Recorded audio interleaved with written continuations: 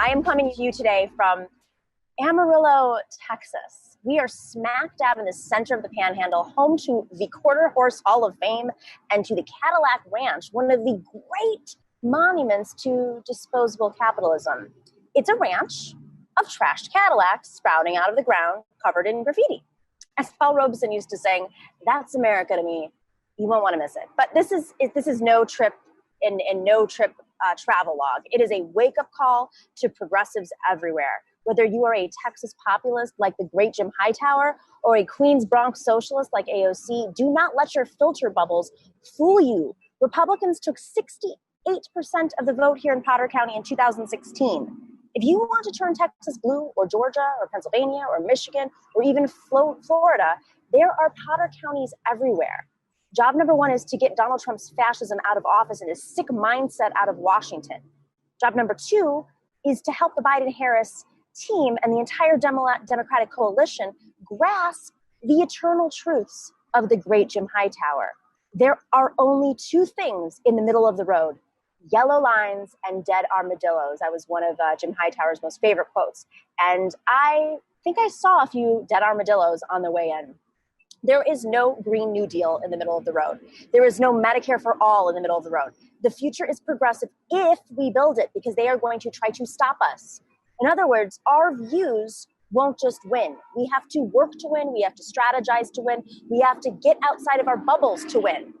And I was so grateful to hear from our friend Napoleon de Legend last night. He reminded me how important it is to keep telling each other these truths. So thanks for the encouragement, Napoleon. And we're hoping to have you back on soon when we're situated in studio. But right now, one of our biggest tasks is holding the Biden campaign to account to make sure that they are doing their work, that they're listening, that they're on the road, that they're campaigning. This road trip will help explain what I mean. The trope of 2016 is that Hillary lost because she took the Rust Belt for granted. That's why we now have Scranton boy Joe Biden. He supposedly connects to working folk in the Rust Belt. And I really hope so, because as I drove across Pennsylvania earlier this week, I saw acres of Trump signs, homemade Trump signs, and maybe one or two Biden signs. I met Trump supporters everywhere, and those are just the ones who make it very obvious. It is only a snapshot, I know, but I'm just saying we can't take these things for granted. Biden could win by recapturing Pennsylvania, Michigan, and Wisconsin. Or, since I'm down in the Sun Belt now, he can win with Florida, Arizona, and Colorado. The rap on Hillary was she got so focused on the Sun Belt that she forgot about the Rust Belt, literally chose not to put offices on the ground. And maybe that's what happened. Maybe she just took them for granted.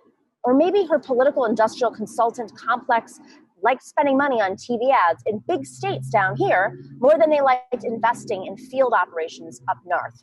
Just so you know, the consultants get a cut of every single ad placement they get on TV. The more expensive the market, the more expensive the ad, the more money that they make. That's how they get rich. That's how they get their fifth homes. On field operations, they make more or less bupkis. This election is too important to leave decisions to the profit margins of jaded technocratic campaign consultants. Right now, it is hard for the rest of us to know what the Biden campaign is doing. But whatever they're doing and wherever they're going to do, now is the time to do it. The election is not some future event. Voting is underway now. The polls close in 48 days. Listen to me. I will say it again. The polls close in 48 days. Now is the time to call voters, to knock on doors where you can, socially distanced, to text, to email, and yes, to advertise even, to fire up those voters. I've read several stories that say Michael Bloomberg pledged to give $100 million against Trump in Florida so that Biden can pour money into other states. But that misses the point. First, of course, who knows if Magic Mike will really spend that money? Let's just say his track record leaves a little doubt in my mind. But more important, what is Joe Biden's strategy for winning this election? Does the road run through the Rust Belt or the Sun Belt? These are different ideas, calling for completely different tactics.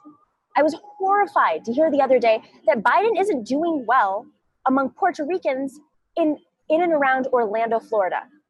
There aren't many groups of Americans that have been more screwed over by Donald Trump than Puerto Rico. Remember Hurricane Maria and those rolls of toilet paper that Donald Trump tossed out to displaced folks trying to clean up? and his disaster capitalist friends who swooped in to profit off the island's suffering? My God, come on, Joe. You just have to mention Puerto Rico. You should be able to carry 100% of Puerto Ricans who fled the hurricane and the aftermath of disaster capitalism and Trump's incompetence. And fun fact, Puerto Rico has the highest voter turnout in the country, and their vote doesn't even count in the presidential election. Don't you think that they're ready and willing to vote now that it counts? What Trump did to Puerto Rico in the hurricane was a preview of what he is going to do and what he is doing to America, the rest of America, in the pandemic. The whole thing infuriates me. But back to today's point, Biden can win Florida, and he can win Arizona, and he can try to win Pennsylvania and Michigan and Wisconsin. These are big choices. They drive lots of other decisions. But here is what we must not have: a post-mortem on why the Democrats lost 2020, which finds the Biden team focused in the wrong places on the advice of consultants who made their money by spending money in those places instead of more winnable places. That is what stands in the way of fascism right now.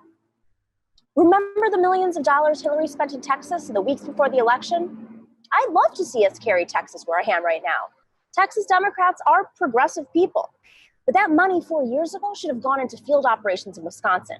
We cannot afford that kind of mistake again. Fascism wins when good people spend money in the wrong places.